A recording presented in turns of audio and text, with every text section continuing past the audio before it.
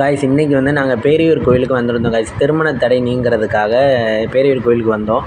வரும்போதே நாங்கள் வந்து பால் வந்து தூக்குச்சட்டியில் கொண்டு வந்துட்டோம். அப்புறம் வந்து 2 மாலை 3 அர்ச்சனை வாங்கிட்டு வந்தோம் காய்ஸ். அது வந்து எப்போவுமே நாகநாத சாமிக்கு பண்ணுறது. அர்ச்சனையை வாங்கிட்டு அப்படியே உள்ளே போயிட்டோம். உள்ளே போனோம்னா அர்ச்சனை வாங்குகிற இடம் இருந்தது. அங்கே பார்த்தீங்கன்னா ஒரு அர்ச்சனை வந்து 5 ரூபான்னு சொல்லியிருந்தாங்க அர்ச்சனை சீட்டு. 3 அர்ச்சனை சீட்டு வாங்கிட்டு அப்படியே நேராக நாகநாத சாமிக்கு வந்துட்டோம் காய்ஸ். நாகநாத சாமி தான் இங்கே மெயின் சாமி. அந்த சாமிக்கிட்ட பார்த்தீங்கன்னா இது ஐயர் நின்று ஒரு அர்ச்சனையாக வந்து பண்ணி கொடுத்துட்ருந்தாரு. நாங்களும் அப்படி போய் அர்ச்சனை கொடுத்து நம்ம நேமு, நட்சத்திரம், ராசி இதை சொன்னோம்னா அவர் வந்து அர்ச்சனை பண்ணி கொடுத்துருவாரு காய்ஸ். அர்ச்சனை பண்ணி கொடுத்துட்டு அப்படியே இந்த ஆப்போசிட் சைடு சுற்றி வர சொல்லுவார். அங்கே வந்து தீபம் வச்சுருப்பாரு. அது தீபத்தை எடுத்துகிட்டு சாமியை கும்பிட்டுட்டு வந்துடலாம் காய்ஸ். அதுக்கப்புறம் பார்த்திங்கன்னா பக்கத்தில் வந்து பெரிய நாகம் ஒன்று இருக்கும். அதுக்கு வந்து எப்போவுமே அபிஷேகம் நடந்துகிட்டே இருக்கும். நம்ம இப்போ பால் கொண்டு போகிறோம் இல்லையா, அந்த பாலை வந்து எப்போவுமே நம்ம கண்ணு முன்னாடியே ஊற்றி அபிஷேகம் பண்ணிகிட்டே இருப்பாங்க. இந்த ஐயர் வந்து அர்ச்சனை எல்லாமே அந்த நாகத்துக்குள்ள அர்ச்சனை எல்லாம் எடுத்து முன்னாடியே எல்லாம் ப்ரிப்பேர்டாக இருப்பார் கைஸ். இவர் வந்து என்ன பண்ணுவாருன்னா, பால் கொண்டு வரோம்னா அதை வந்து உடச்சி ஊற்றி அந்த நாகத்துக்கு வந்து அபிஷேகம் பண்ணி நம்ம கண்ணு முன்னாடியே காட்டுவார். அதை வந்து நம்ம சாமி கும்பிட்டுட்டு பால் வேணும்னா பிடிச்சிட்டு தலையில் தொளிச்சிட்டு நம்ம வர்றதுன்னா வந்துடலாங்க. அப்புறம் பார்த்திங்கன்னா பொறாரம் சுற்றி வர்ற இடத்துல க்ரீன் கலரில் மேட் வாங்கி கொடுத்துருந்தாங்க யாரோ. அந்த மேட் இந்த மழை காலம்லாம் நடக்க முடியாதுல்ல, அந்த மாதிரி மேட் வாங்கி கொடுத்துருந்தாங்க. அதை வந்து இது பண்ணிவிட்டு அந்த மேட்டில் அப்படியே நடந்து வந்தோம்னா பொறாரத்தில் 2 சாமி இருந்துச்சு கைஸ். அதையும் பார்த்துட்டு அப்புறம் ஸ்நாக்ஸ் கடை வச்சுருந்தாங்க.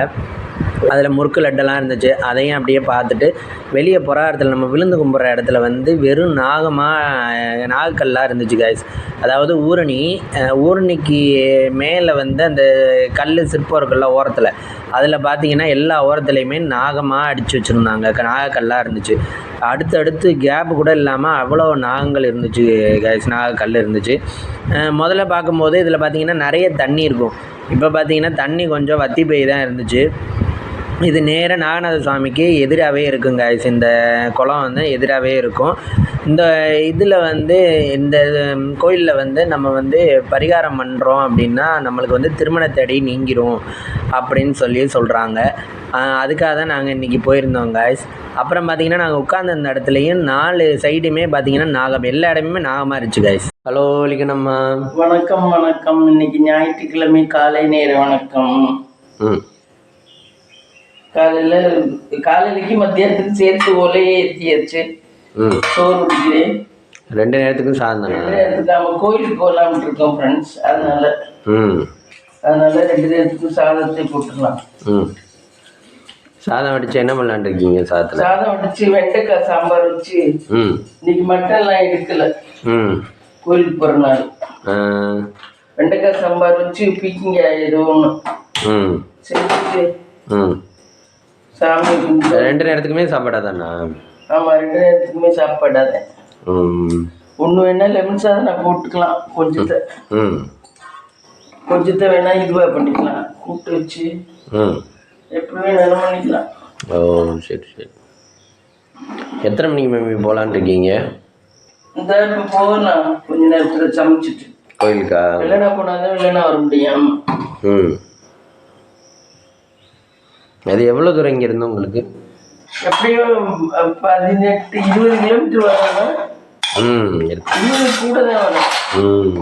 புதுக்கோட்டை போய் தானே போகணும்? ஆமாம், ராம் தேட்டரில் போய் வளைஞ்சுதான் நம்மளும் சமுத்திரம் போய் போகணும். வேறு ஷார்ட்கட் இல்லை. 20 கிலோமீட்டர் வரும். ஏற்கனவே இந்த கோயிலுக்கு போயிருக்கீங்களா? நிறைய வாட்டி போயிருக்கோம். அவளுக்கு கல்யாணம் முடியிருக்கு, அதுல தான் போனோம். அவளுக்கெல்லாம் நான் 1 வாட்டி தான் போனோம். உனக்கு தான் இப்ப எல்லா கோயிலுக்கும் 3 வாட்டி போற மாதிரி ஆயிப்போ. அது ஒருத்தவங்களுக்கு ஒரு மாதிரி அம்மி. ஆமா, உனக்கு தான் ரொம்ப தடங்களா இருக்கு. திருமண தடை ரொம்ப இருக்கு உனக்கு. வீட்டில் இன்கம் சம்பாதிச்சுக்கிட்டு இருக்காங்க, ஆனால் தடையாக இருக்குது. அதுக்கு காரணம் என்ன? அதுவும் அவங்க சரியானபடி தேடல் இல்லை. நம்ம தேடுறது சரியாதுன்னு தேடுறோம். நமக்கு தேடல் நல்லா தான் இருக்கு. நம்ம அவங்க கேட்கறதெல்லாம் கொடுக்குறோம் அவங்களுக்கு. அப்போ தேடல் அதை எப்படி சரியா இல்லைன்னு சொல்ல முடியும்? நீங்கள் அவங்களையும் தேடிக்கிட்டு தானே இருக்காங்க, ஆனால் இன்கம் இருக்கு. அது பசங்க சொட்டத்திலேயே இருப்பாங்க. அந்த மாதிரி ஏதாவது டிராபேக் இருக்கும். அப்போ அது மாதிரி தான் நம்மளுக்கு சொட்டத்தில் இல்லை, நம்மளுக்கு இன்கம்ல கம்மியாக இருக்கு. ஏதோ ஒரு ரீசன். அதுதான் பெரிய டிராபேக். அதுதான் பெரிய டிராபேக். நைட்டு யாரோட வீடியோ பார்த்தீங்க? நைட்டு நான் யார்கிட்ட பார்த்தேன், யாரோட பார்த்தேன். நீ பல்லு விளக்கிட்டியா? இல்லை, விளங்கணும். நைட்டு இவங்க எழுத பார்த்தீங்களா? இது நம்ம ரூட்டு. இது நம்ம ரூட்டு தான் பார்த்தேன். என்ன சொல்கிறாங்க? அவரோட தான் எனக்கு பிடிச்சிருக்கு. அவர் 3 வேளை சோறு போடுறேடா, அதுவே பெருசு இல்லைடா உனக்கு அப்படிங்கிறாரு. 3 வேளை சோறு போடுறதும் பெருசா? அவங்க வீடியோக்காகவே இந்த மாதிரி பேசுவாளாமே அப்பா. அவன் தான் இதில் தான் யூடியூப்ல தான் இன்கம் எடுத்துக்கிட்டு இருக்கானே, அப்புறம் என்ன அவனையே திட்டுறாரு? இப்போ இன்கம் இல்லைனால தானே கோவம் வருது. இப்போ இன்கம் தான் வருது இல்லை. என்ன கொடுக்க வேண்டிய பணம் 200 ரூபா இந்த மோட்டர் ஓட்டணும் காசு கொடுக்கல. இவன் வந்து கேட்குறாரு அவரு, இவன் அதுக்கு பணம் என்னட்ட இல்லை அப்படிங்கிறேன். அப்பா சொல்றாரு, ஒரு ஆள் உழைச்சி எத்தனை பேர் சாப்பிட்றது, பணம் இல்லை அப்புறம் வந்து வாங்கிட்டு அப்படிங்கிறாரு. இல்லை மம்மி, இப்போ சுத்தமாகவே அவங்ககிட்ட இருந்து இன்கம் இல்லைனாதே அவனை திட்டணும். அவங்ககிட்ட இருந்து யூடியூப் போட்டு அவனு இன்கம் பார்த்துக்கிட்டு இருக்கேன். அப்படி இருக்கையில அவனை ஏன் திட்டுறாரு? அப்போ வீடியோஸ்க்காக இப்படி திட்டினாதே வந்து வீடியோஸ் போகுதுங்கிறனால திட்டுறாரா? இல்லைன்னா யோசிச்சு பாருங்க. அவனுக்கு திட்டுறாரு, ஆனால் வந்து வீடியோஸில் அவன் காசு சம்பாதிச்சுட்டு தானே இருக்கேன். இதுல ரொம்ப வரல இருக்குடா அவங்களுக்குலாம். ஒரு சிலருக்கு தான் வருது, ஒரு சிலருக்கு வரல. போனாலுமே அவனுக்கு ஆனால் நிறைய வியூஸ் தானே போயிருக்கு.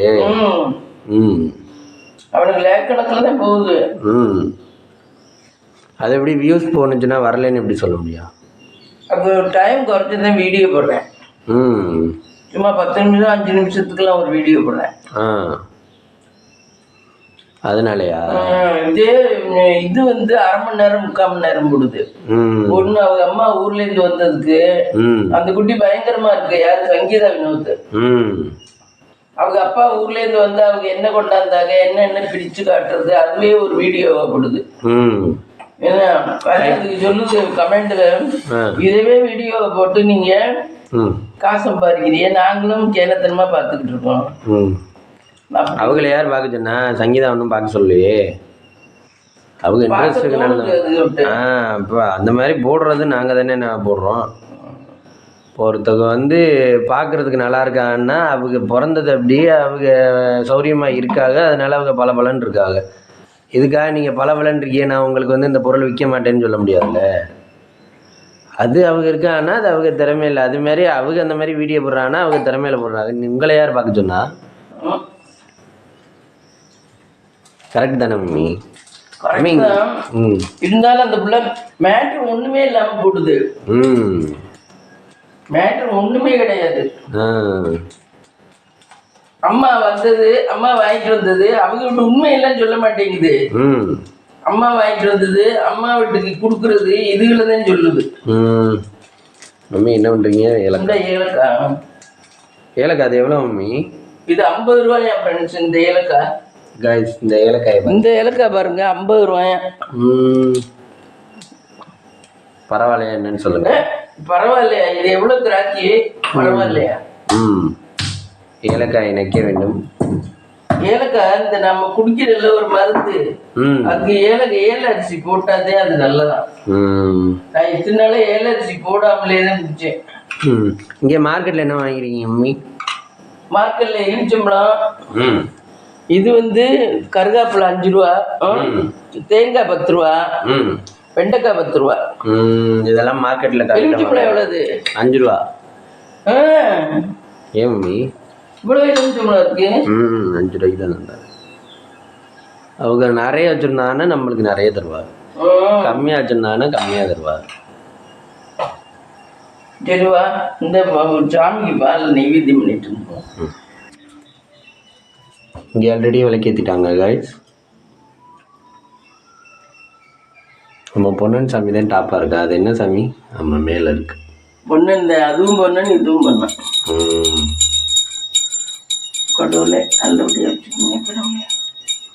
எங்கே மேம் இன்னைக்கு அந்த தீப்பெட்டியை காணும்? சாமிக்கு காசு எடுத்து வைக்கணும். ஏன் திடீர்னு 1000 ரூபா? நான் எடுத்து விட்டேன் அதுலேருந்து. இதுல இருந்து எடுத்து விட்டேன். அதுல காசு வச்சிருக்கீங்களா? ஆமா, அதுல சாமிக்கு எப்பவுமே வச்சிருவேன் ஃப்ரெண்ட்ஸ். முத சாமிக்கு வச்சிருவேன் காசு எடுக்கிறது. இந்த வச்சுட்டேன் பாருங்க, 500 ரூபா. இங்க பாருங்க சாமி வீட்டுல பாருங்களே எவ்வளவு பணம் இருக்குன்னு. இந்த 500 ரூபா இந்த எங்கேயும் போகல. 11 ரூபான்னு போடுறது நிறைய காசா வந்துருது. இது இங்க வச்சிருப்பீங்களா ஷெல்ஃப்ல? சாமி காசு சாமி கிட்ட வைக்கணுமா இங்க வைக்கணுமா? சாமி கிட்ட வைக்கணுமா இங்க வைக்கணுமா? சாமி ரூம்ல இருந்தாலே ஓகேதே. சாமி ரூம்ல வச்சாவே இந்த இடத்துல வச்சா எல்லா வெயிட்டும் தாங்காது இல்ல, அதுக்கோசரம். இதுக்கு ஒரு 11 ரூபா எடுத்து வைக்கணும். நீங்க அதை எடுத்துட்டா விளக்கெரியலே. சங்கெல்லாம் சாமி ரூம்ல தான் வைக்கணும் மம்மி. சங்கெல்லாம் சாமி ரூம்ல பச்சரிசியில தான் வைக்கணும். பச்சரிசியில தான் வச்சிருக்கேன். அதை வச்சா என்ன பலன்? நல்ல நம்ம தேவையில சங்கம் அங்கனே இருந்து எடுத்துக்கலாம். இப்ப பொங்கலுக்கெல்லாம் சாமிக்கு வேண்டியதுதான் சாமி ரூம்ல தானே வைக்கணும். அதனால அப்பதானே வேற ரூம்ல போய் தேட வேண்டாம். சாமிக்கு வேண்டியது இந்த ரூம்ல தான் இருக்கும்னு கரெக்டா அந்த ரூம் மட்டும் செக் பண்ணா போதும் எடுக்கும்போது. ஆமா, அதனாலதான் தனியா வீடு இருக்கு. உங்களுக்கு வீடு ஈஸியா போகுது. எல்லாம் ஈஸியா கண்டுபிடிச்சிடலாம். ரூம்ல தனியே இருக்கும். ஆமா, இதே வசதி இல்லாம இருந்தோம்னா எல்லாம் குழப்படியா போட்டுக்கிட்டு தேடணும். எல்லாம் ஒரே ரூம்ல வச்சுக்கிட்டு தேடணும். என்ன எல்லாத்தையும் பிரிக்கணும். இதுன்னா இதை மட்டும் பிரிச்சா போதும். நீங்க முதல்ல நம்ம குடியிருந்த வீட்டுல பாத்தீங்களா, சாமி ரூம்லாம் நம்ம என்னைக்காவது ஒரு நாள் தான் போவோம். ஆமா, நம்ம பழைய கார்த்தி வீட்டுல இருக்கையில ஏன்னு வச்சுக்கோங்க, அந்த ரூமுக்குள்ள இல்ல விழுந்து கும்பிடக்கூடாது கூட இடம் இருக்காது. இப்ப இந்த வீடுன்னா தாராளமா விழுந்து கும்பிடலாம். அதனால எல்லாத்துக்குமே தனித்தனி ரூம் இருக்கிறது நல்லது. ஆமா, எல்லாத்துக்கும் தனித்தனி ரூம் இருந்தா ஈஸியா இருக்கும். இப்ப பெட்ரூம்னாவே பாத்ரூம் இருக்கணுமா இல்ல வந்து அந்த காலத்துல இருக்காது பெட்ரூம்னா. இப்ப உள்ள இதுல பாத்ரூம் வச்சிடறாங்க. ஆனா அதுவும் நல்லது. அதுலயே குளிச்சுட்டு நம்ம லெட்டின் போயிட்டு குளிச்சுட்டு வந்துடலாம் காலையில எந்திரிச்சு வர்றதுக்குள்ளேயும். சரி, இப்ப அதுல ஸ்மெல் வரும்ல பாத்ரூம் போறதுல? ஸ்மெல்லே வராத மாதிரி தான் இப்ப கிளீனா தானே வச்சிருக்காரு. இப்ப பாத்ரூமே டாய்லெட் மாதிரி இல்ல, அதுலயே படுக்கிற மாதிரில வச்சிருக்காங்க எல்லாரும். பளபளன்னு. ஆமா, எல்லாருமே பளபளன்னு வச்சிருக்காரு. கழுவி அதுக்கெல்லாம் ஆள் போடுறது இல்ல. அவங்க வீட்டுல உள்ளவங்களே கழுவிடுறாரு. அப்ப அதனால நம்ம பாத்ரூம் போயிட்டு நீட்டா குளிச்சுட்டு ரூம் விட்டு வெளியே வரையில எல்லா வேலையும் பார்த்துட்டு நீட்டா வந்துடலாம். ஆனா தப்புதான், லெட்டின் பாத்ரூம் வீட்டுக்குள்ள வைக்கிறது தப்புதான். ஆனால் இதுவும் ஒரு சௌரியம். மனுஷன் கஷ்டப்பட முடியாது. ஆமா, இப்ப வெளியே போய் கதவை திறந்து போய் உட்காந்து கஷ்டம்.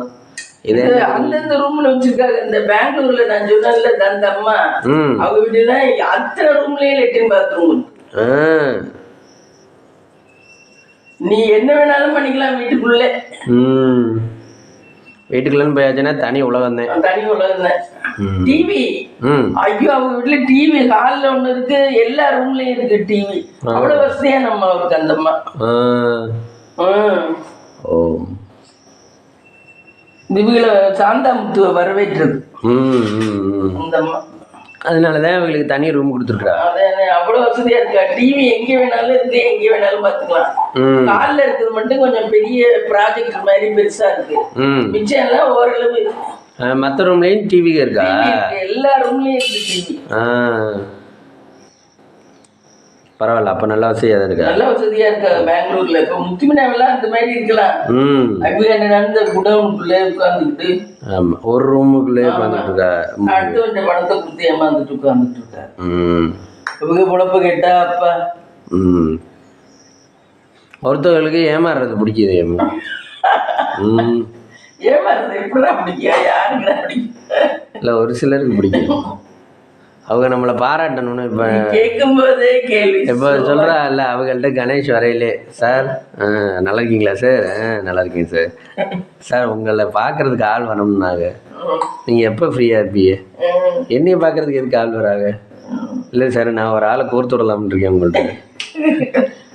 அப்படியா, சரி நாளைக்கு மதியம் வர சொல்லுங்க அப்படின்னா உடனே கணேஷ் கூட்டிகிட்டு வருவாப்புல. ஐயா அவன் என்னன்னா அதுக்கப்புறம் கான்டாக்ட் பண்ணி விடுறதில்ல, ஃபஸ்ட்டு நல்லா பேசிட்டு போவாங்க. அப்புறம் பார்த்தா சார் 1 லட்ச ரூபா அதில் போட்டிங்கன்னா 2.5 லட்ச ரூபா எடுத்துக்கலாம் சார் அப்படிம்பாங்க. நான் பார்க்குறேன்ப்பா அப்படிம்பாங்க. சார் பார்க்குறேன்னு சொன்னீங்களே பணம் எப்போ சார் தெரியும்பாங்க. அடுத்த வாட்டி போடுறேன்பா அடுத்த வாட்டி சார் என்ன சார் பணம் தரேன்ட்டு அப்படின்னு. அப்புறம் பார்த்தா சரி கொடுப்பான், அவன்கிட்ட கொடுத்து பார்ப்பான். அப்புறம் 1 லட்ச ரூபா கொடுப்பா, அதை அப்படியே எடுத்துகிட்டு ஓடிடுவாங்க. ஏன்டா கணேஷ் இவனை ஏன்டா கூட்டிகிட்டு வந்த? அது மாதிரி. ஐயோ, அதாவது எனக்கு பணம் வேணும்னு கேட்காம பிசினஸ்க்குன்னு எட்ட மாமாட்ட வாங்கிடலாம். என்ன? ஆமாம், ஸ்ட்ரைட்டாக பணம் தாங்கன்னா இன்னும் தப்பா ஸ்ட்ரைட்டாக போய் பணம் கேட்குறேன் அப்படிங்கிறாரு. ஐயோ அந்த மாதிரி டைப். பிஸ்னஸ்ன்னு சொல்லி கேட்டுலாம் தருவார். ஆமாம், இப்போ யாருமே அப்படி தானே. இப்போ ஏதாவது இப்போ நான் உங்கள்கிட்டே ஒரு 1000 ரூபா வாங்கணும்னா, அம்மா எக்ஸாமுக்கு ஃபீஸ் கட்டின 1000 ரூபா கொடுமா அப்படின்னா நீ கொடுத்துருவேன். இதுவே அம்மா 1000 ரூபா கூட வேலை இருக்குது அப்படின்னா, இவன் 1000 ரூபாய்க்கு என்னடா வேலை ஆக்க போகிறேன் அப்படின்னு தானே தோணும். அப்போ நம்ம வந்து காரணத்தை சொல்லி கேட்டோம்னா கிடைக்கும். முத்துமினாதன் சொல்றா, அவங்கள்ட்ட சும்மா கேட்டா யாரும் தரமாட்டாங்கம்மா, அவங்கள்ட்ட பிசினஸ்ன்னு கேட்டீங்கன்னா தருவாரு. பிசினஸுக்காக நம்ம பார்ட்னராச்சர்லாம் வாங்க அப்படின்னா ஃபர்ஸ்ட் கொடுத்துக்கிட்டே இருக்கலாம். அப்புறம் கணக்கு கேட்குற அன்னைக்கு அவங்க எடுத்துட்டு ஓடிடுவாங்க. இப்போ ராஜ் அப்படி தானே. ஆமாம், கணக்கு என்ன கணக்கெலாம் கேட்குறாரு சார். ஒன்லி நீங்கள் கொடுக்கறது மட்டும் தான் கொடுக்கணும், கணக்கெலாம் கேட்கணும். அதுவும் மாசம் இவங்கிட்ட முதல்ல வாங்கி ஃப்ரெண்ட்ஸ் சம்பளம் போடுற அன்னைக்கு சார் சம்பளம் போடணும், அது கொஞ்சம் ஏற்றி விட்டீங்கன்னா பரவாயில்ல. சரி போங்க நான் ஏற்றி விடுறேன் அப்படிம்பாங்க எங்க மாப்பிள்ளை. அப்படிதான் எங்க மாப்பிள்ளை விட்டு வண்டி ஓடுது. சொந்தக்காரர்களுக்கெல்லாம் கொடுக்க மாட்டாரு. அப்படி அவங்க அம்மா அந்த லட்சணத்துல வளர்த்து வச்சிருக்கா. என்ன பண்றது? வழிக்கு நமக்கு பிஸ்னஸ் பண்ண ஐடியா இருக்கா? எனக்கு இப்போ அவங்கள பார்த்தாலேருந்து பிஸ்னஸ் பண்ணணும்னு தோணுது. அப்போ கேட்டு பார்க்கலாம்ல, நான் பிஸ்னஸ் பண்ணுறேன் எனக்கும் கொடுங்க அப்படி. நம்மள்ட்ட எல்லாம் தெளிவாக வாய் வீசுவாங்க. பிஸ்னஸா என்ன பண்ண போறிய, என்ன ஏது, இந்த பிஸ்னஸ்லாம் ஓடாது, இந்த பிஸ்னஸ் ஓடாதுன்னு நம்மள்ட்ட நல்லா பேசுவாங்க. ஆமாம், அடுத்தவன்ட்டெல்லாம் நல்லா ஏமாறுவா. ஆமாம், டீ போட்டாச்சு ஃப்ரெண்ட்ஸ். இங்கே பாருங்க டீ கொதிச்சிருச்சு. டீக்கு சட்டி எடுத்து ஊற்றணும். இந்த வேலை வலியம்மா எதாக இருந்தாலும் சின்ன கிணத்துக்குள்ளே காணும். சின்ன கிணம்லாம் இங்கே இட்ஸ்கான் போயிடுச்சு. எங்கே போயிடுச்சு? எங்கேயாவது போயிருக்கோம்.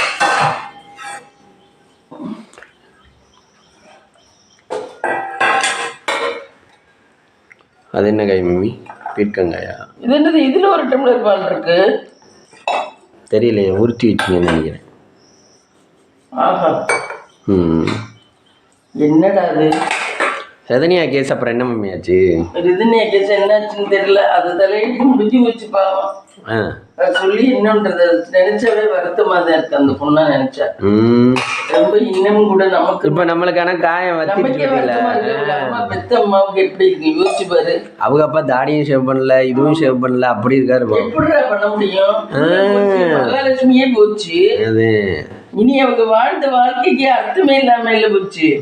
அந்த பிள்ளை பண்ணிக்கிட்டது மடத்தனம். 27 வயசு. ஆமா, அவர் அதான் சொல்றாரு, 27 வயசுக்கு ஒரு பிள்ளைய வளர்த்து தானத்தை இது இழந்து பாருங்க, அப்ப தெரியும் அந்த கஷ்டம். வாழ்க்கையில எல்லாம் முடிஞ்சு போன மாதிரி ஆகி போச்சு அவங்களோட கதை. நீ நினைக்கிற மாதிரி இந்த பொண்ணு மட்டும் செத்தது இல்ல, அவங்க வாழ்க்கையில எல்லாமே முடிஞ்சு போச்சுன்னு தான் நினைக்கிறேன். எல்லாமே எப்படி முடியும்? அதான் பையன் இருக்கானே. பையன் இருந்தாலும் பையனோட வாழ்க்கையில வர்ற வெளிச்சம் அவங்களுக்கு அது அவ்வளவு தூரம் வெளிச்சத்தை கத்தாராது. பொண்ணுதான் என்ன இருந்தாலும். பையன் தான், பொண்ணுதான். பையனோட வாழ்க்கையில வர வெளிச்சம் இவங்களுக்கு அவ்வளவு தூரம் ஒரு ஐஸ்வர்யத்தை தராது.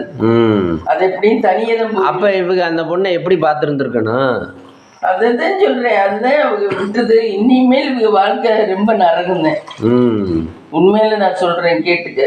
அம்பாச்சிக்கெல்லாம் அந்த மக செத்ததுல இருந்தே வாழ்க்கை அந்த பயிர்களும் கெட்டு போயிட்டாங்க. ஆமா, எல்லாமே வர முடியல. அது ஏதோ சாபங்கள் மாதிரி. பாவம், எனக்கே ரொம்ப கஷ்டமா இருக்கு. திதினியாவோட கேஸ் நினைச்சா. அவங்க மாமியாவோட கூட அந்த பாதிப்புல இருந்து வெளியே வந்துருவாங்க. இவங்களால அந்த தாக்கத்துல இருந்து வெளியே வர முடியாது. என்னதான் எத்தனைதான் கோடி இருந்தாலும் வெளியே வர முடியாது. ஏன்னா பொண்ணை வச்சுதானே நம்ம வாழ்க்கையே இருக்கு. ஒரு பொண்ணை கல்யாணம் பண்ணா அது நல்லா இருந்து நல்லா குழந்தை குட்டி பெத்து வாழ்ந்தா நம்ம குடும்பம் எப்படியும் நல்லா வந்துருமுங்கிற ஒரு தைரியத்தோட இருக்கலாம்.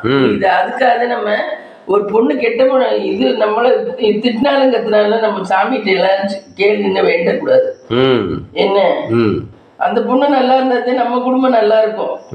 யாரா இருந்தாலும் சரி, பொண்ணு நல்லா இருந்தாதான் அவங்க குடும்பம் நல்லா இருக்கும். அது மட்டும் நான் கரெக்டா சொல்லுவேன். பசங்கள் வந்து கல்யாணம் ஆயிடுச்சுன்னா அவங்க பொண்டாட்டி வச்சு கேட்டுட்டு போயிடுவாங்க மெயினா. அதனால அது நமக்கு விளக்கு கிடையாது. நமக்கு விளக்கு பொண்ணுதான் நம்ம பார்க்கணும். பொண்ணு வாழ்க்கையில கஷ்டமா இருந்துச்சுன்னா அதை எப்படி ஹேண்டில் பண்றது? அதுதான், அந்த கஷ்டத்தை எப்படியாவது விளக்கு ஏத்தி திருப்பி ஏத்தி வச்சிடணும். அந்த விளக்க முதல் தாரம் இப்படி இருந்துச்சுன்னா இந்த பிள்ளை இன்னொரு கல்யாணம் பண்ணிருக்கலாம். பண்ணிட்டு அந்த வாழ்க்கையிலயும் பிரச்சனைகள் வரத்தானே செய்யும்.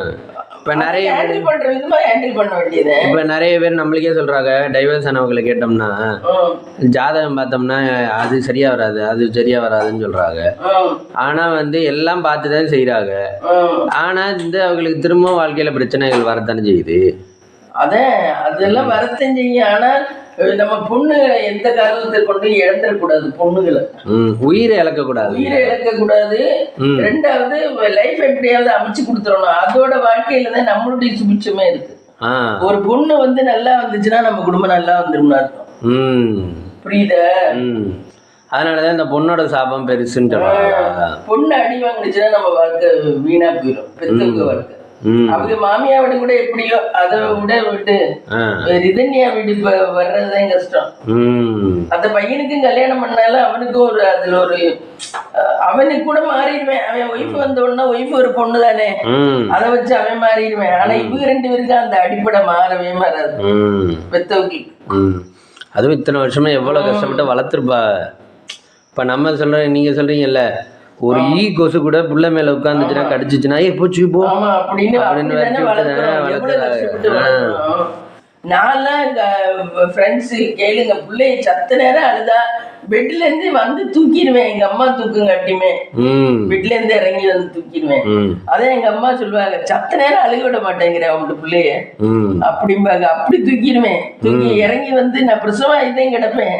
ஆனா பெட்ல இருந்து எந்திரிச்சு வந்து தூக்கி மடியில வச்சுக்குவேன், அழுகாம இருக்கணும்னு. அப்படியெல்லாம் வளர்க்குறோம் பாரு, யோசிச்சு பாரு. அப்படி வளர்த்த பிள்ளைய 27 வயசுக்கு அவங்க இழந்தானா எப்படி? ஆமா, அவங்க வாழ்க்கை. ஆனா நீங்க கஷ்டம். ரிதன்யாவோட சாவு ரொம்ப ரொம்ப ரொம்ப கஷ்டம். அவங்களுக்கு ரொம்ப கஷ்டம். அவங்க பெத்தவங்களுக்கு அவங்க கொஞ்சம் அடவா சொல்லி அந்த பிள்ளைய தேத்தி இந்த சூழ்நிலைக்கு போகாத அளவுக்கு பண்ணி இருந்திருக்கணும். அவங்க ரெண்டு பேரும் பண்ணாத நமக்கு. அதுவும் நல்ல பிள்ளை வேற, கெட்ட பிள்ளையா இருந்தா கூட தொலையுதுன்னு விட்டுருக்கலாம். நல்ல பிள்ளை வேற, ரொம்ப ரொம்ப கஷ்டம். இப்படி லைஃப் கெடுத்துக்கிச்சு. இப்படி லைஃபை கெடுத்துக்கிட்டது இல்ல, பெத்தவங்களோட லைஃபும் ஸ்பாயில் ஆயிடுச்சு. பெத்தவங்க நீ என்ன தைரியத்துல வாழ முடியும் சொல்லு பார்க்கலாம். ஆமா, மருமக நாளைக்கு மருமக பாப்பான்னு என்ன நிச்சயம் இருக்கு? மருமகளை வச்சு அவங்க வேணா லைஃப் வேணா அந்த பையன் வேணா கொண்டாடலாமே தவிர இவங்களோட லைஃப் முடிஞ்சு போச்சு. ரிதன்யாவோட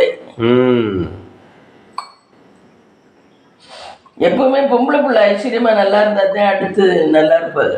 அப்ப அந்த பிள்ளை முடிவு எடுத்தது சரியா தப்பா மம்மி? அந்த பிள்ளை வந்து அந்த பிள்ளை முடிவு எடுத்தது தப்பு. அதை நம்பிதான் இந்த ரெண்டு ஜீவன் இருக்குன்னு அது நினைக்கவே இல்லை. இல்ல மம்மி, அது என்னமா நினைச்சிருக்கேன் சாகையில என் புருஷன் வந்து சாக போறேன்றேன். அவனுக்கு முன்னாடி நான் செத்து இந்த உலகத்துக்கே அவங்க வந்து 3 பேரும் இந்த மாதிரி ஆளுன்னு காமிக்கிறேன் அப்படின்னு காமிக்கிறது பெருசு இல்லப்பா. நானுமே இப்ப என்னை நிரூபிக்கிறது பெருசு இல்லை. நிரூபிச்சு மட்டும் இப்ப யார் என்ன செய்ய போறா? இல்ல இப்ப உலகத்துக்கே தெரியுது தானே. உலகத்துக்கு தெரிஞ்சு என்னப்பா யாருப்பா என்ன நமக்கு என்ன இது அடிச்சு ஒட்ட போறாங்களா? ஒண்ணும் கிடையாது. 4 நாள் பேசுவாங்க, 5வது நாள் விட்டுட்டு அவன் வேலையை பார்க்க போயிடுவேன். ஆமா என்ன உயிரை விட்டது இது தப்புதான் என்னை கேட்டா. வாழ்க்கை நம்ம மனசுக்கு பீஸ்ஃபுல்லா இருக்கணும்ல. நம்ம இருக்கும்போது இப்ப அம்மா அப்பா எந்த காலத்துலயும் பீஸ்ஃபுல்லாவே இருக்க முடியாது. அவங்க வாழ்க்கை வெறும் ஜடமாதான் வாழ முடியும். இனிமே அம்மாவும் சரி அப்பாவும் சரி வாழ்க்கை வெறும் ஜடமாதான் வாழ முடியும். ஒருத்தர் உரிமையை வாயெடுத்து பேசக்கூட அவங்களுக்கு வராது. பேசுனா என்ன சொல்லுவாங்க, அவங்க இந்த இதுல வீக்னஸா இருக்காங்க, ஓமக அதனாலதான் இறந்து போச்சு. ஆமா நீ பண்ண இறந்து போச்சு. இந்த முடிவு எடுத்தது மகா முட்டாள்தனம். இந்த பிள்ளை நம்மளே அதை மட்டும் நினைச்சு அது என்ன நினைச்சிச்சு, நம்ம செத்தோம்னா அம்மா அப்பா அண்ணன் தம்பி எல்லாம் நல்லா இருந்துக்குவாங்கன்னு நினைச்சிச்சு. ஆனா அது கிடையாது. அந்த பிள்ளைய அந்த வீட்டுல ஒரு விளக்குதான். அந்த ஒரு விளக்கு அணைஞ்சிட்டா அந்த இது எப்படி நல்லா இருக்க முடியும், சோபிக்க முடியும்? யோசிச்சு பாரு. அது என்ன நினைச்சிருக்குன்னா, நம்ம இறந்துட்டோம்னா அப்பாவுக்கு தொல்லை இல்ல அப்படி நினைச்சிருக்கு. ஆனா அப்பாவுக்கு அதுக்கு மேல வர்ற வலி அதை விட பெரிய வலி இருக்கு. இப்போ கொஞ்ச நாள் நினைச்சிருந்துட்டு அப்புறம் மாறிடுவான்னு நினைச்சிருக்கு. ஆனா மாறவே முடியாது இந்த காயம். இல்ல மம்மி, அது அப்ப அது அந்த கொஞ்சம் லெவல்ல மட்டும்தான் மம்மி யோசிச்சுக்கு, பிராடா யோசிக்கல. அது மூளை இப்போ எப்படின்னா, இப்போ நம்மளே சொல்றேன், இப்போ ஒரு இடத்துல பிரச்சனை இருக்குன்னு வச்சுங்க, அந்த பிரச்சனையிலேருந்து வெளியே வர்றதுக்கு நான் அந்த இடத்துக்கு போகல அப்படின்னு தான் சொல்றோம். இப்போ நான் என்ன சொல்றேன், அந்த இடத்துக்கு போகணும். அந்த இடத்துல இருக்கிற பிரச்சனையே கொஞ்சம் கொஞ்சமாக சமாளித்தோம்னா ஒரு நேரம் நல்ல நேரம் வரையில் அந்த பிரச்சனை அதுவாகவே ஆட்டோமேட்டிக்காக சரியாயிரும். இப்போ அதுதான் அந்த பிரச்சனையை சமாளிக்கிறது. மற்றவங்கெல்லாம் அப்படி தான் சமாளிக்கிறாங்க. இப்போ நீங்களாம் லைஃப்பில் அப்படி தான் சமாளிச்சிங்க. இப்போ அந்த பொண்ணு என்ன நினச்சிருக்குன்னா, நம்ம அந்த இடத்துல இருந்து இப்போ அவங்க துன்புறுத்திக்கிட்டு இருக்காங்க, அப்பா அம்மாவுக்கும் தொல்லை பண்ணக்கூடாது. அப்படின்னா நம்ம செத்துட்டோம்னா எல்லாருக்கும் நிம்மதியாக எல்லாருக்கும் நிம்மதி. ஆனா செத்துட்டா அது இவங்களுக்கு தீராத வழியா போயிடுச்சுன்னு அந்த பிள்ளை யோசிக்கவே இல்லை. எப்படிப்பா மறக்க முடியும்? நம்ம ஒரு குடும்பத்துல எப்பவுமே எதுக்குமே சாவு ஒரு தீர்வே கிடையாது. என்ன ஆனா பிரச்சனைகள் அவங்களால தாங்க முடியல. அப்படிதானே தாங்க முடியல. நானுமே ஒரு காலத்துல அப்படிலாம் நினைச்சிருந்தேன். ஆனா சாவு ஒரு தீர்வே கிடையாது. அது கொண்டு பாசமா இருக்கிறவங்களுக்கு பெத்த தாய் தகப்படுங்க. மற்றவங்களுக்கு சொல்ல, இப்ப மாமியா மாமனார் எல்லாம் வாழ்ந்துருவாங்க. அதோட மாமியா மாமனார் எல்லாம் பெத்தவங்களுக்கு எப்படிப்பா அந்த பிள்ளைய மறக்க முடியும்? ஆமா என்ன அவர் அதான் சொல்றாரு, 27 வயசு பொண்ணை நீங்க வளர்த்து இழந்து பாருங்க. ஆனா மம்மி நிறைய பேரண்ட்ஸ் இப்ப இழந்துட்டு தானே மம்மி இருக்காங்க. இந்த சொல்றோம்ல, அந்த அம்மாவோட பையனே இறந்து போயிட்டா அந்த அம்மா எப்படி நிறைய பேர் இந்த இவங்களெல்லாம் சொல்கிறோம்ல. இப்போ நம்ம வளவுக்குள்ளேயே அந்த அந்த ஆச்சி வைரவன் அம்மா நானெல்லாம் இறந்து போயிட்டாரு சரின்னு சொல்லிட்டு அந்த அம்மா இருந்துச்சுங்க. அது மாதிரி இப்போ நிறைய பேர் பேரண்ட்ஸ் பிள்ளைல அப்படி இருப்பாங்க. ஒரு சில பிள்ளைகளை சுத்தியே வாழணும்னு நினைக்கிறவங்க அவ கொஞ்சம் பிராட் மைண்டா நம்ம திமிரா இருக்கணும், நம்ம ஹெட் வெயிட்டா இருக்கணும் அப்படிங்கிற ஒரு பிராட் மைண்ட்ல நாராயணமே பொண்டாட்டி எல்லாம் இருந்துட்டா. நமக்கு மருகா 3 பசங்க இருக்காங்க. பொண்ணுதான் அவளுக்கு முதல்ல செத்துது. மக செத்து போயிட்டா. பேரம்பேத்தி இருந்துச்சுங்க. மக செத்து போயிட்டாலும் பேரம்பேத்தி இருந்துச்சுங்க. பேரம்பேத்தியை கொண்டாந்து இதுன்னுக்கிட்டா கொஞ்சம் கொஞ்சம் நல்லது கெட்டதுக்கு வர சொல்லி அப்படி பண்ணிக்கிட்டா. அவளுக்கு இந்த பயலுக்கு 3 பேர் இருந்தது அவளுக்கு ஒரு பலமா போச்சு. புருஷன் இல்லாட்டியுமே 3 பேர் இருந்தாங்கல்ல பயலு. ஆமா இவங்க அப்படி இல்லையேப்பா. இவங்களுக்கு ஒரு பொண்ணு ஒரு பையன் தானே. அதுக்கு இந்த காலம் அவங்க அந்த காலம் அது சரிதான். ஆனா அவ மனசு வேற மாதிரி. அவ ஒரு இரும்பால் அடிச்சுவா. என்ன இருந்தாலும் வேதனைப்படுத்தி சந்தோஷத்தை அடையணும்னு நினைக்கிறேன். என்ன இருந்தாலும் இல்லாட்டியும் கல்லு மாதிரி இருப்பா. அவ எல்லாத்தையும் எழுந்தாலும் கல்லு மாதிரி இருப்பா. அவ மைண்ட் எல்லாருக்கும் வருமா? இவங்கெல்லாம் கொஞ்சம் சாந்தம், கொஞ்சம் பணம் இருக்கு, நல்ல ஒரு மாதிரி சாந்தமா, அதாவது சாதாரண மனுஷ லெவல்ல தான் இவங்க வாழ்றாங்க. அவ கொஞ்சம் அவ கொஞ்சம் கல்லாவே உட்கார்ந்து இருந்திருக்கா. ஏன்னா அம்பாச்சி சுயேட்சி எல்லாம் நிறைய அடிபட்டுட்டா அந்த மாதிரி. ஆனா இப்படிதான் இருப்பாங்க சாதாரணமா அம்மா அப்பா. இவங்கள மாதிரி ரதனி அப்பா அம்மா மாதிரி ஒரு நாள் கெட்டது நடந்தா சோர்ந்து போயிருவாங்க. இப்படிதான் குடும்பம் எந்திரிச்சு வர்றதே ரொம்ப கஷ்டம் தான். அது அந்த நிமிஷம் அந்த சாகும்போது அந்த பிள்ளை யோசிச்சு அது யாருமே அவங்களுக்கு அன்னன்னைக்கு உள்ள ஆத்திரம் தான் தோணும். அந்த ஆத்திரத்துல தான் பண்ணிக்கிறாங்க. அடுத்தது சிந்திக்கக்கூடிய ஒரு இது இல்ல. நம்ம செத்தோம்னா அம்மா அப்பாவுக்கு கேவலம் இல்லாம போயிடும் இருந்துருவான்னு நினைக்கிறா. என்ன இருந்தாலும் அம்மா அப்பாவுக்கு நீந்த விளக்கு. அந்த விளக்கு அணைஞ்சு போச்சுன்னா எப்படி இருக்கும்? அது என்ன நினைச்சிருக்குன்னா நம்ம தொல்லை இல்ல, நம்ம தான் அப்பாவுக்கு இப்ப தொல்லையா இருக்கும். இதே இந்த புள்ள வந்து அவன்கிட்ட வந்து கொஞ்ச நாள் வேலை பார்த்துட்டு அப்புறம் ஒரு கல்யாணம் யாரோ ஒண்ணு விரும்புறேன் கல்யாணம் பண்ணிக்கிட்டாச்சுட்டு குழந்தை குட்டி பிறந்தா அந்த பழைய கல்யாணம் அடிபட்டு போயிடும். மறந்து போயிடும். இது அவங்க குடும்பத்துல அதுவே இல்லையா? லைஃப்னாவே மாற்றம் தானே, மாற்றம் தான். ஆமா, அதனாலதான் இப்ப நீ சொன்ன மாதிரி ஒருத்தருக்கு ஒருத்தினே விதிச்சிருந்துச்சுன்னா நிறைய பிள்ளைகளோட லைஃப் யாரும் கேள்விக்குறியா இருந்திருக்கும். ஆமா, செகண்ட் மேரேஜ்னு ஒண்ணு ஆப்ஷன் கொடுத்தனாலதான் நிறைய பிள்ளைகளோட வாழ்க்கை ஏதோ ஒரு இதுவா இருக்கு. மம்மி, அப்போ பிள்ளைகளுக்கு இந்த கஷ்டத்தை தெரியாமல் இப்போ ரஜினி அப்போ வளர்த்தனாலதான் அந்த பிள்ளை வந்து உடனே முடிவு எடுத்துருச்சு. அப்படித்தானே? பின்னாடி இருக்கிறத யோசிக்காம. இல்லை, அந்த பிள்ளை கஷ்டம் தெரியாத பிள்ளைலாம் இல்லை, அது எல்லாமே கற்றுருக்கு. டிரைவிங் கற்றுருக்கு, எல்லாம். இல்லை மம்மி, பாசிட்டிவாக கற்றுருக்குன்னு சொல்கிறேன். இப்போ நான் என்ன சொல்கிறேன்னா, ஒரு பிரச்சனை வந்துச்சுன்னா நம்ம சரியா போயிடும் ஏதோ ஒரு நேரம் இப்போ ஒரு 2 வருஷத்துல அவனை நினைச்சு ரொம்ப இது பண்ணி. ரெண்டாவது அந்த பிள்ளை நினைச்சது இன்னொரு கல்யாணம் பண்ணா அவமானம். நம்ம குடும்பத்துல யாருமே செய்யல, இவனோட நம்மளால சுத்தமா வாழ முடியாது. இனிமே யாரு கவினோட வாழவே முடியாது. இன்னொரு கல்யாணம் பண்ணா அவமானம். இந்த அவமானத்தை நம்ம அம்மா அப்பாவுக்கு கொடுக்க வேண்டாம். அதுவும் வீடு சொல்லுவா, வீடு குடும்பத்துல யாருமே 2 கல்யாணம் எல்லாம் பண்ணது இல்லையா? அந்த ஒரு ரீசன்னாலதான் இப்ப அந்த பிள்ளை பண்ணிக்கிட்டது. வாழ்க்கை இல்லாம எப்படி இருக்க முடியும்? இன்னொரு கல்யாணம் பண்ணித்தானே அவனுக்கு வேண்டாம்னாலும். அதுதான் இதோட பிரச்சனையே. அப்படிதான் யோசிச்சனால சூசைட் பண்ணிக்கிச்சு. இன்னொரு மேரேஜுக்கு நமக்கு முடியாததுக்கு இன்னொன்னு யோசிச்சா என்ன தப்பு? நம்மளா விலகி வரல. பிரச்சனை இப்ப அம்மா அப்பாவுக்கு இருக்க மாதிரியே சூழ்நிலை இதுக்கு அமையுமா? ஏன்னா இந்த பொண்ணு எடுத்தது தப்பான முடிவு. அது அவங்க அம்மா அப்பாவை நினைச்சவங்க. அவங்க அம்மா அப்பாவோட வாழ்க்கையில நீ ஒளி வெள்ளமே கிடையாது. அந்த அம்மா நகை போட்டுக்க முடியாது, ஒரு அலங்காரம் பண்ணிக்க முடியாது. வாழ்க்கை ஜடமா ஒட்டிதான் ஆகணும் இனிமே. அது எதுக்கு அந்த வாழ்க்கை? ஜடமா இருந்து வாழ்க்கை ஓட்டுறது கஷ்டம் இல்லையா? அத புரிஞ்சுக்காம அந்த பொண்ணு போயிடுச்சு. அவங்களுக்கு ஒண்ணும் இல்ல, மாமியா வீட்டுக்கு அவங்க வாட்டு இன்னொரு கல்யாணத்தை பண்ணிட்டு அவங்க வாட்டுக்கு ஜாலியா போயிருப்பா. ஏதோ கிரகங்கள் ஏதோ நேரம் பார்த்து ஏதோ ஒண்ணு பாதிச்சாதே, மற்றபடி அவங்க நல்லா இருப்பாங்க. அவங்க மனசளவுல பாதிக்கல, இவங்க மனசளவுல ரொம்ப பாதிச்சுட்டா. மனசு பாதிச்சுட்டுன்னா வேற ஒண்ணுமே பண்ண முடியாது. அப்ப மனசுதான் மெயின். நானே இப்ப முத்துமினாவுக்கெல்லாம் எதுக்காக தாங்கிட்டு இருக்கேன்? அவ பண்ணாலும் அவருக்கு ஏதோ ஒண்ணுன்னா என்னால தாங்க முடியாது. என்ன அது என்னவோ எனக்கு இயல்பாவே வந்துருச்சு. அவ என்ன அப்படி நினைக்கல. அவளுக்கு வந்து புருஷன் ஒரு பாலம் கிடைச்சிருச்சு. எனக்கு வந்து எந்த பாலமும் இல்ல. அவளதான் எனக்கு ஃபர்ஸ்ட் இதுவா நினைக்கிறேன் நான், விளக்கா. என்ன அப்படி இருக்கேன் நான். அதனாலதான் நான் அவளுக்கு ஒண்ணுன்னா நான் இதுங்கிறேன். அவ நல்லா இருக்கணும்னு நினைக்கிறது. ஆனா அவ அட்வான்டேஜ் எடுத்துக்கிட்டு என்னை எட்டி மிதிக்கிறா. பெத்தவங்க பாதி பிள்ளைய நல்லா இருக்கணும்னு நினைக்கிறாங்க. உன்னை விட நான் செகண்டா தான் நினைப்பேன். உண்மையிலேயும் பாசம் இருக்கு, ஆனா உன்னை கூட செகண்டா தான் நினைப்பேன். அவன் மேல எனக்கு உசுரே வச்சிருக்கேன். அதுதான் நான் சொல்லணும். அது எப்படின்னு எனக்கு தெரியல, எப்படி அடிச்சுனேன். அவனா அவன் ஃபர்ஸ்ட்ல இருந்தே பயங்கர கொஞ்சம் ரூடான புள்ளதான். உன்ன மாதிரி சாப்பிட்டான புள்ள கிடையாது. ஃபர்ஸ்ட்ல இருந்தே யாரையும் விட வச்சு பார்த்து சந்தோஷப்படுவா, யாரையாவது அட வச்சு பார்த்து சந்தோஷப்படுவா. சொல்லுவீங்கல்ல, இது பொருள் வாங்கி கொடுத்தா அடுத்த வீட்டுல இருந்து ஓட்டினாதே அவங்களுக்கு வெறியாகும் அப்படின்னு ஒன்னே காலில் அந்த முள்ள குத்தி விட்டா.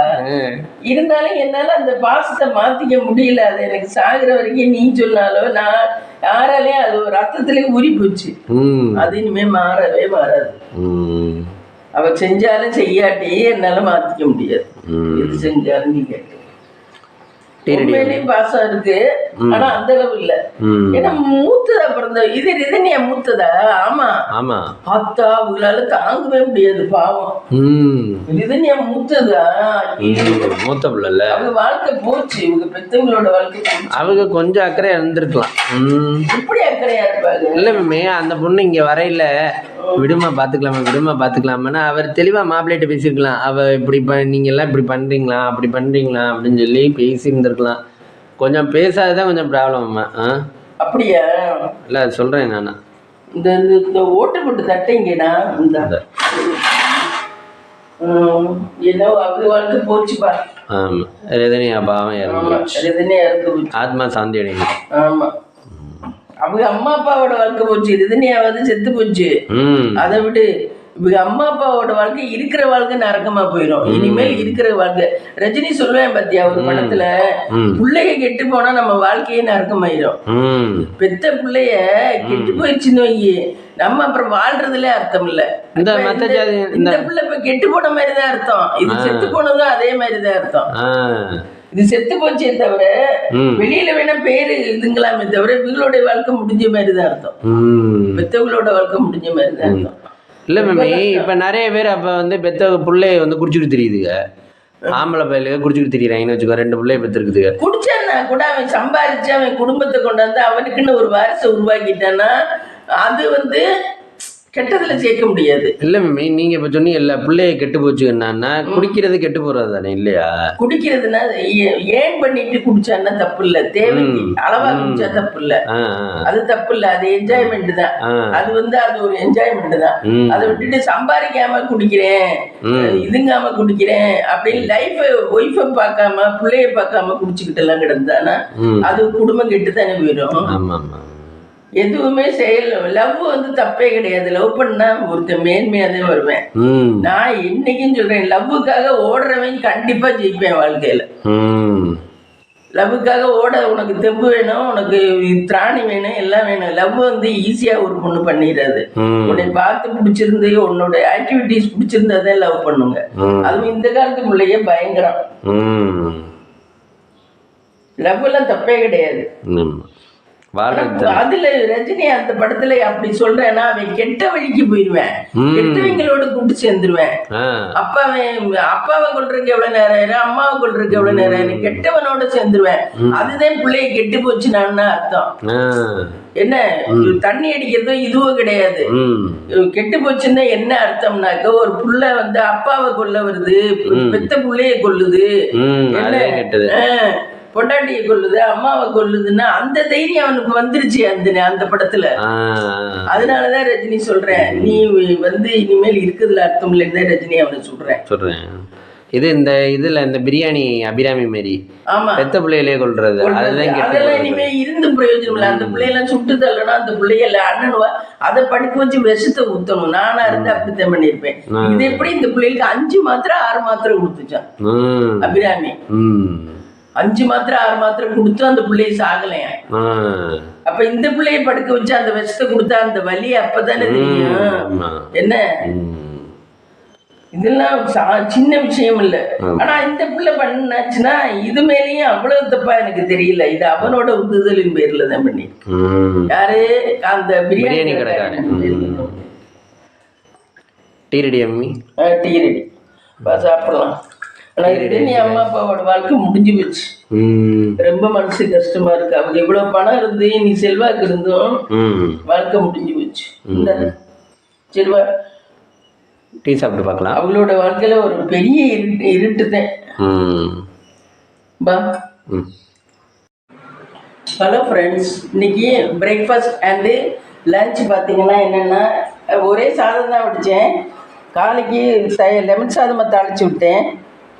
லெமன் சாதம், ஒயிட் ரைஸு, வெண்டைக்காய் சாம்பார், வெண்டிக்காய் சாம்பார். இது பீக்கிங்காய் துவையல். பீக்கிங்காய் துவையல் நல்லாயிருக்கும் ஃப்ரெண்ட்ஸ். பீக்கிங்காய் துவையல். இது வந்து பீக்கிங்காய் கூட்டு. ரெண்டுமே பீக்கிங்காய் தான். தயிர் உள்ளே இருக்குது ஃப்ரெண்ட்ஸ். இதான் இன்றைக்கி நம்ம வீட்டில் லஞ்ச் அண்ட் பிரேக்ஃபாஸ்ட். வாங்க சாப்பிட்லாம். இந்த வீடியோ பிடிச்சிருந்தா லைக் பண்ணுங்கள், ஷேர் பண்ணுங்கள், கமெண்ட் பண்ணுங்கள், சப்ஸ்கிரைப் பண்ணுங்கள். நாங்கள் கோயிலுக்கு கிளம்புறோம் ஃப்ரெண்ட்ஸ். பேரையூர் கோயிலுக்கு போயிட்டு வரோம் ஃப்ரெண்ட்ஸ். அங்கே ஃபோட்டோ எடுத்து காட்டுறோம், வீடியோ எடுத்து காட்டுறோம் ஃப்ரெண்ட்ஸ்.